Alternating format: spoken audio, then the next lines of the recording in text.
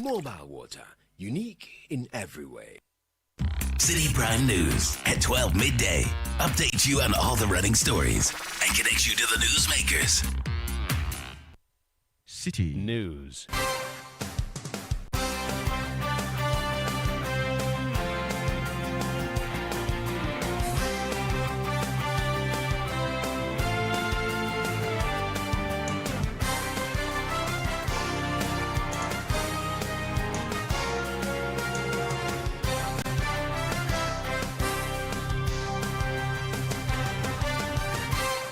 It's midday. A very good afternoon to you and welcome to the Citi Prime News on 97.3 Citi FM.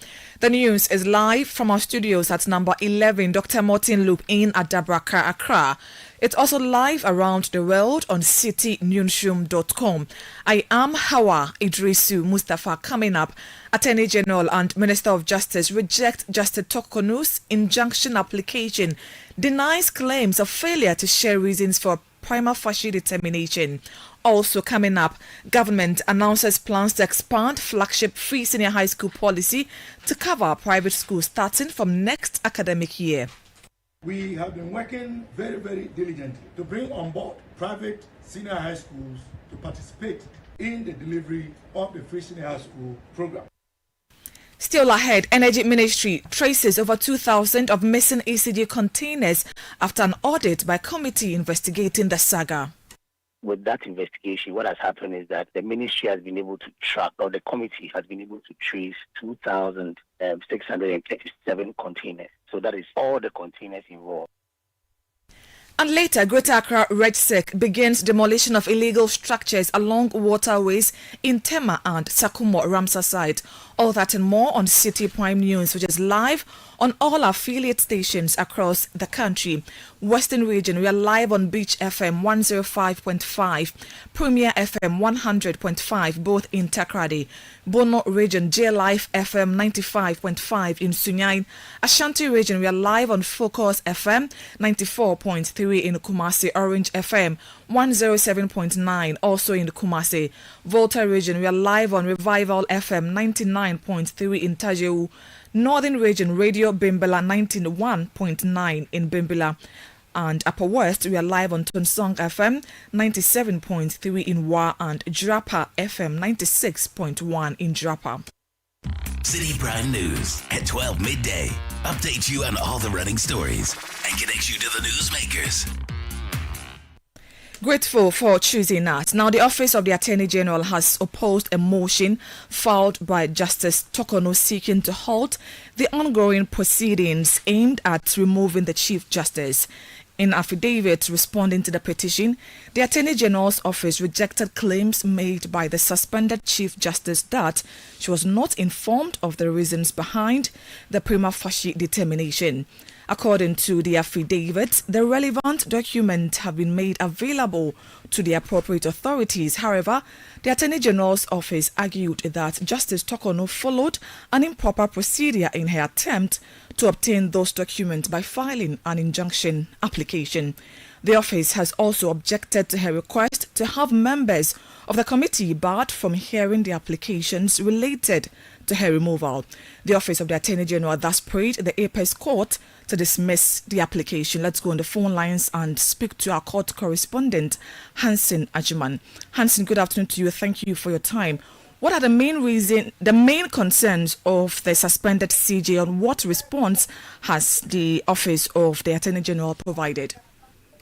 So, Justice Gertrude Tokono is first and foremost in the substantive suit, saying that if you interpret the Constitution appropriately, if you look at Article 146, Clause 8, which says all proceedings under the removal of a superior court should be held in camera, she can waive that right and for those proceedings to be made public, which she's seeking a determination from the Supreme Court on. She's also saying that the prima facie based upon which the five-member committee has informed, their reasons have not been made available to her for which she can advise herself on her legal rights or even formulate a defense before the committee.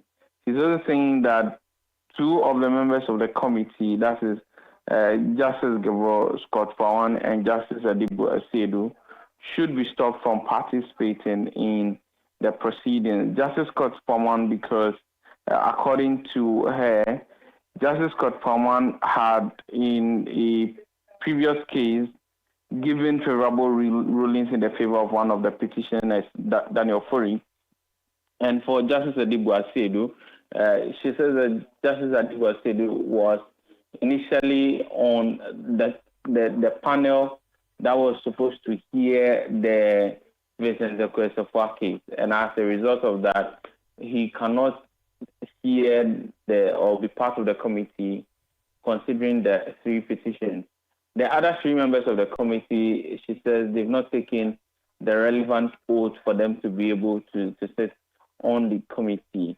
And based on this, she's asking the court to stop the entire processes. But while the hearing goes on, she's asking the Supreme Court to injunct the members and also injunct the committee.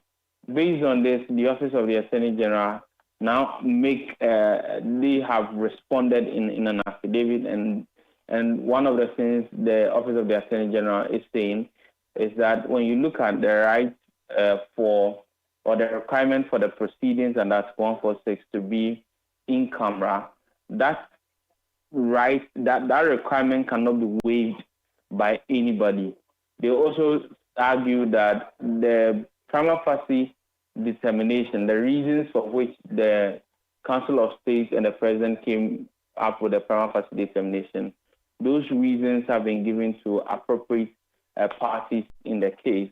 But they say even if Justice Gertrude Tokono wants those proceedings or the ruling, she cannot get so by going through the route of an injunction application.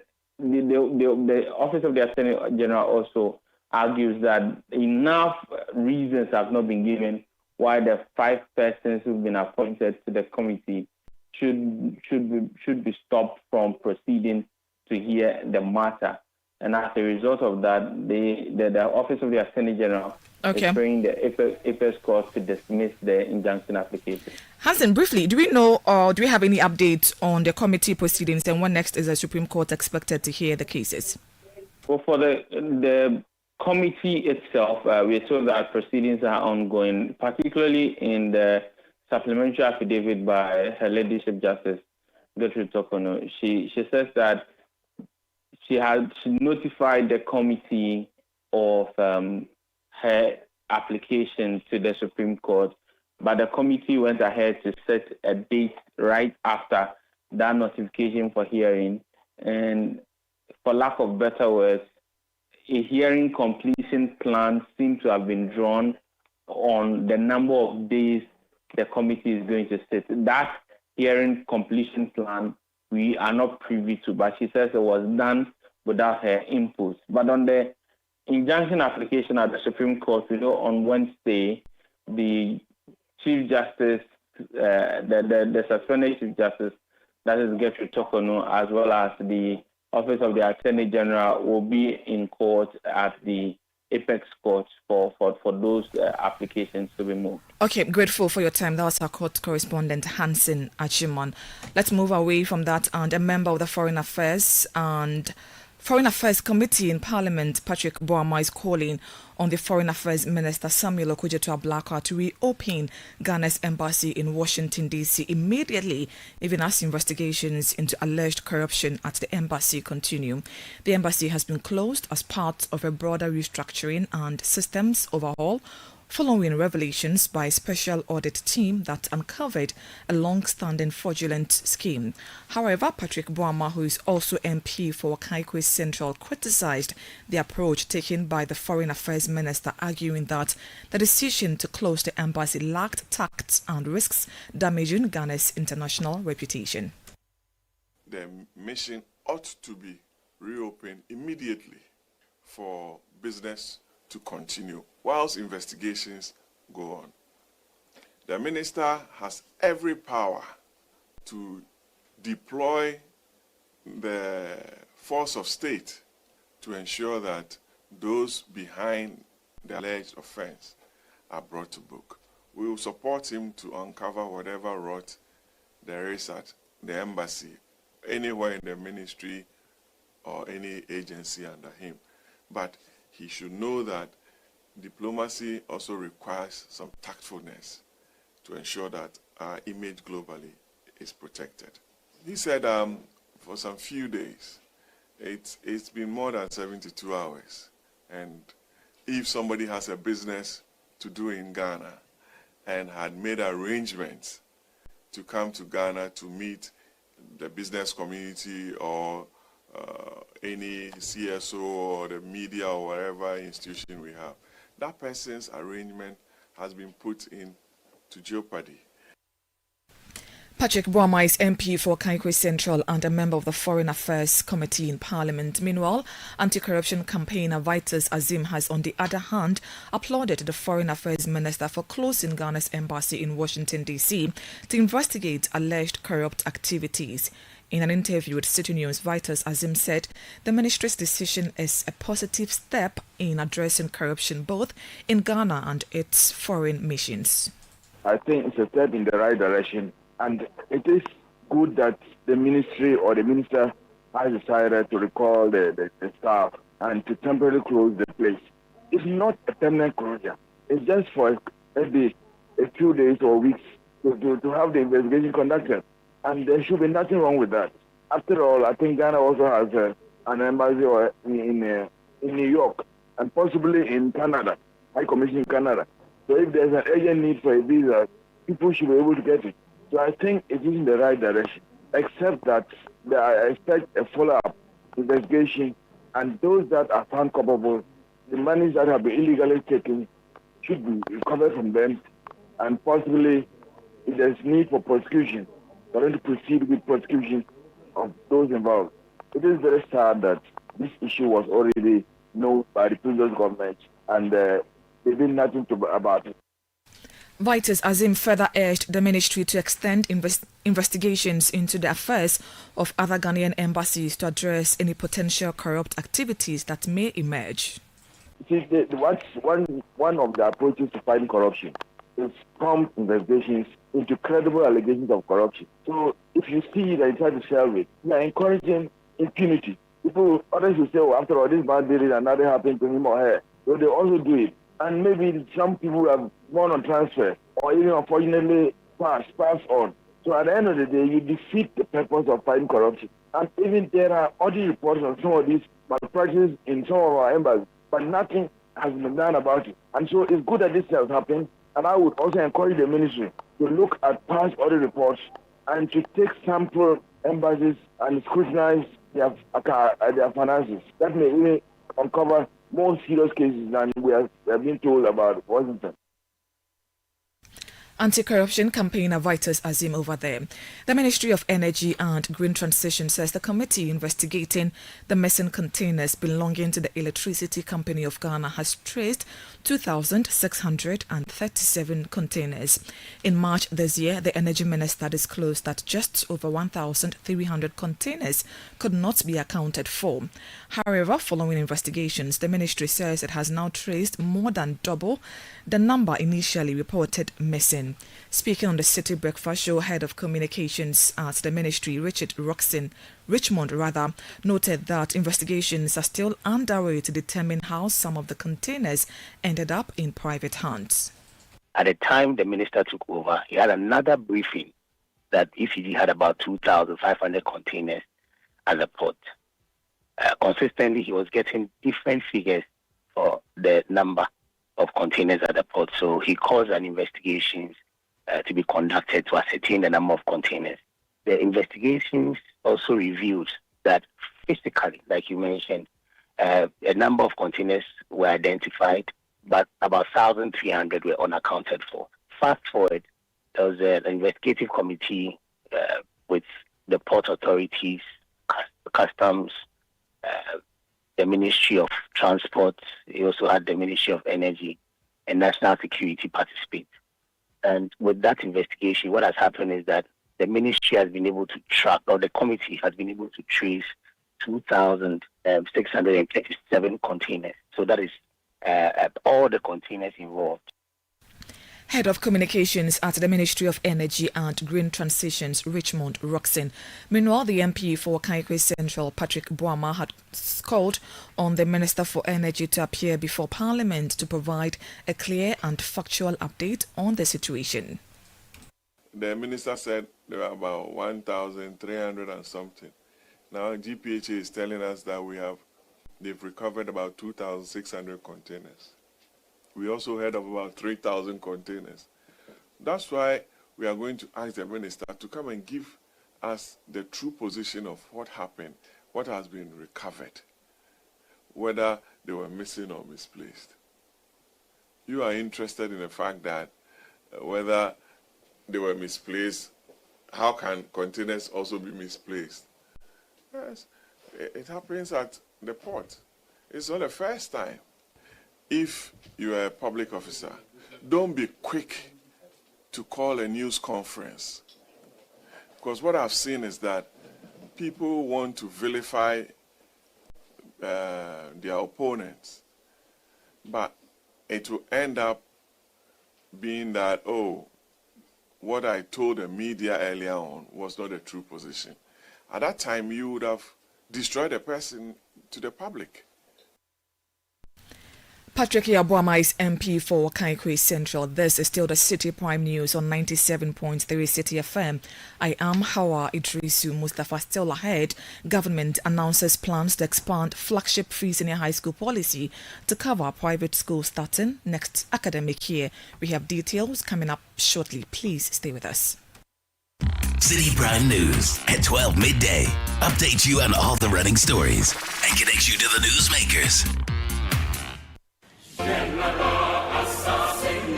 Calling all farmers, agribusinesses, and innovators, this is your chance to shine. Channel One TV invites you to exhibit at AgriFair 2025, one of Ghana's largest agriculture exhibitions. From Friday 20th to Sunday the 22nd of June, the A4 Sutherland Children's Park in Accra will come alive with the very best from Ghana's agribusiness sector. Are you a farmer with fresh produce of any kind? Be it crops, livestock or poultry, fisheries or aquaculture, or you're a supplier of agro inputs and processing machinery? This is your platform to connect with the world. AgriFair 2025 is more than an exhibition. Showcase your fresh produce, share your expertise and experience, and grow your business. So, to all farmers with fresh produce, livestock or poultry, fisheries or aquaculture products, come, sell, network, and expand your business. AgriFair 2025, where culture meets innovation. Register now to secure your spot. Call us on 0205 973 973. Come one,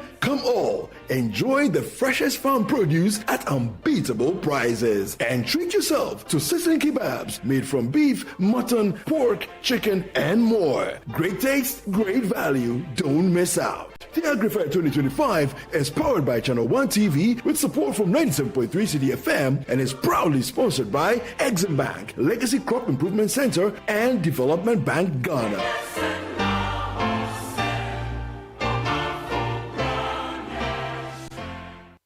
Citi Prime News at 12 midday.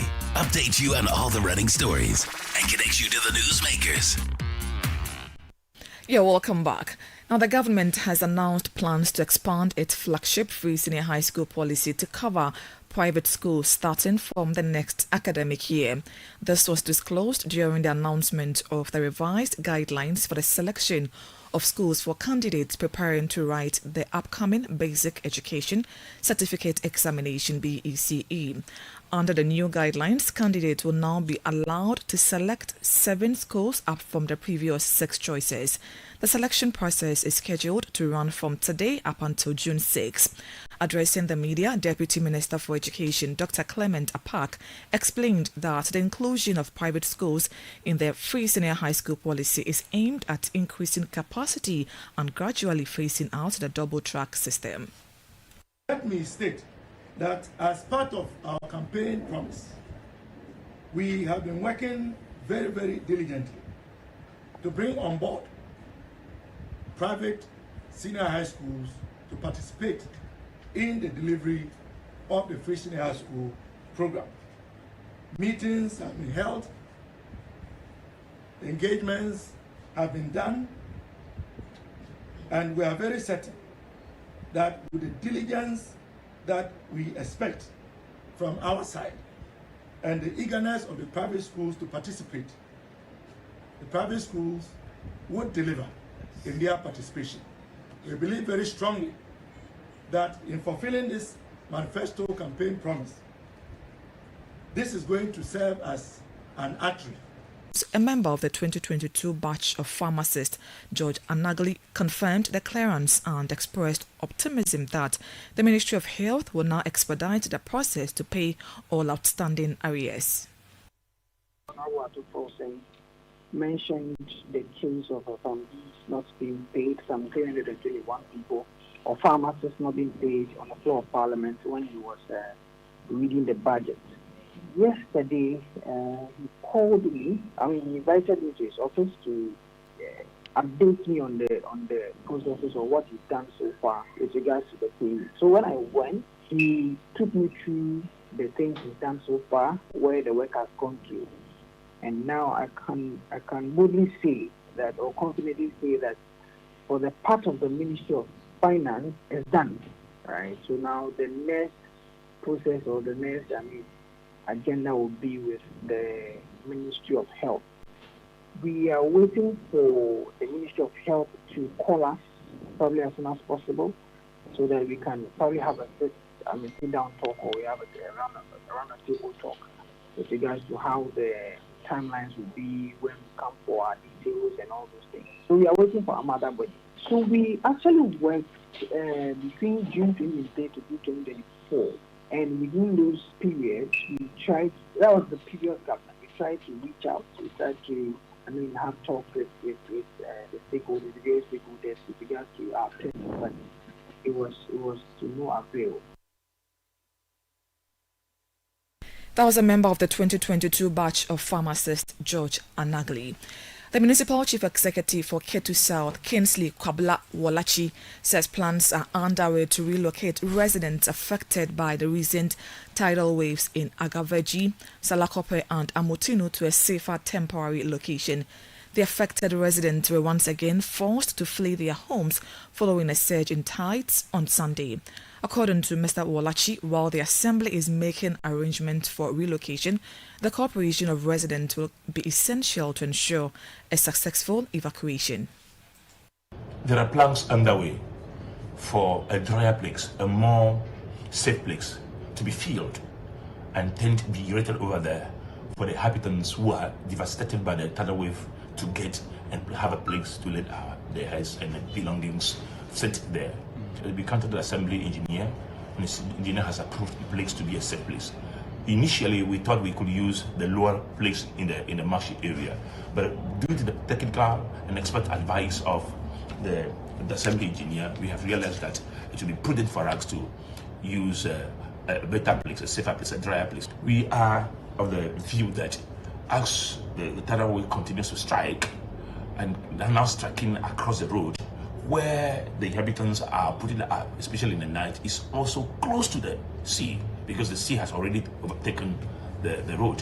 So if they are still there, there's the likelihood that in the night we may face another catastrophe. So we prefer to distance them a bit away from that area by filling the place. And this is what we are doing now. But what I expect you to do, to have a two-sided view, is to contact, consult, engage the people of Salakopo, Amuchi and Gabeji, to know whether they will be ready to relocate. Nicholas Kwabla Wolachi is MC for Ketu South. Meanwhile, the unit committee member for the Amotino Salakope electoral area, Gideon Tete, is calling for the continuation of the sea defense projects. The question is, where are they going to relocate the people to? And where they are going to relocate them to, would that place be place where they can do their daily work to get their daily bread?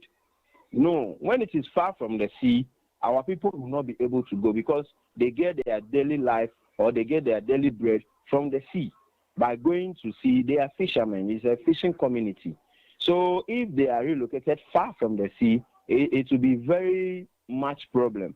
And moreover, when someone speak about relocation, we have to see to the alternative. Are they going to supply them with all what they need as in their daily life food to give them the best life they want? No. But the only thing we are craving for now as a community is that we need a continuation of the sea defense. It is the NDC government who started, and they can continue. We know they can do it. So we are just pleading to the government to quickly come to our end for the sea defense to continue. Gideon Tete is a unit committee member for the Amotinu-Salakope electoral area in the Volta region. Former Roads and Highways Minister Francis Asem-Subuachi says that digital reintroduction of the road tolls announced by the Mahama administration is not a new agenda but the continuation of plans set in motion by the previous government.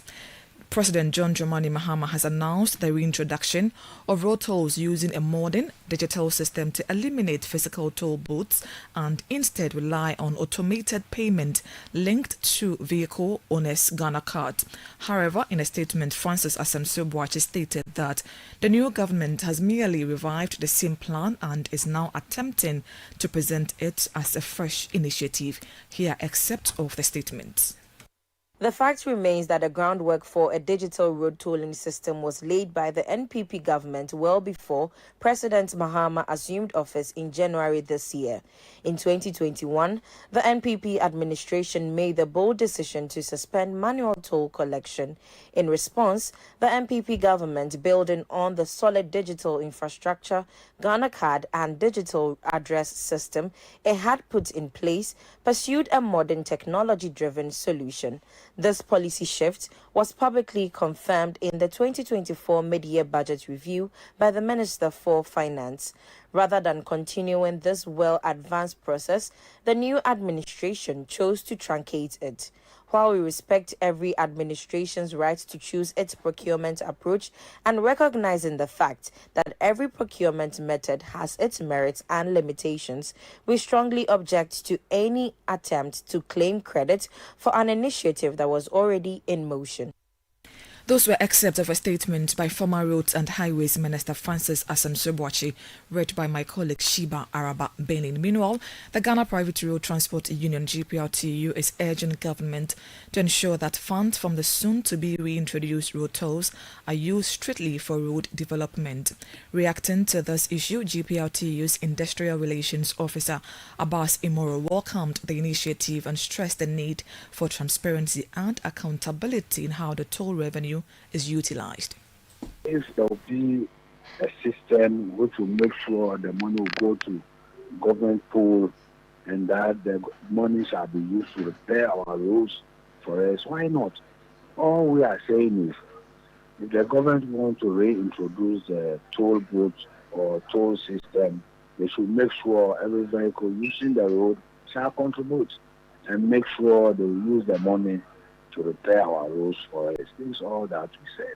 So we welcome it.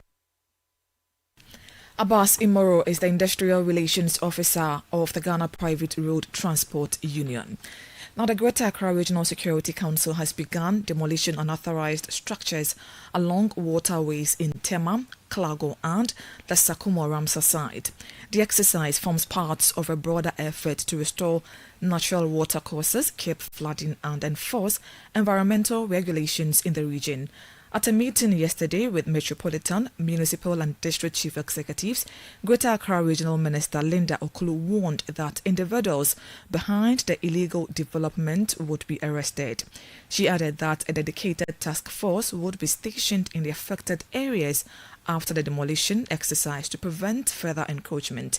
The exercise is currently live on Channel 1 TV. Tune in for update, and we'd also do well to update you in our subsequent bulletins.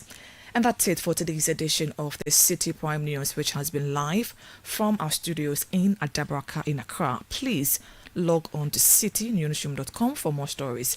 I am Hawa Idrisu Mustafa. Thank you for your company. Citi News. We speak first. Reach our hotline on 0302 224959 and get interactive on Facebook, Citi 97.3 FM, and on Twitter at Citi 973.